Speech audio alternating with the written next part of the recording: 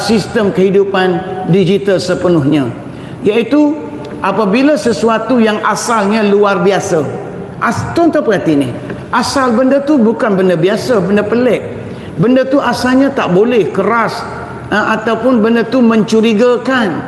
seperti unsur-unsur LGBT dan sebagainya, tapi benda itu dipromosi dan diraikan secara berperingkat, sehingga akhirnya kita kata ia biasa, ia wajar dan tidak lagi dipersoalkan.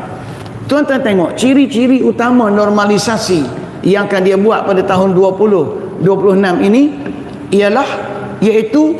sistem paksaan tadi tidak secara terang-terangan,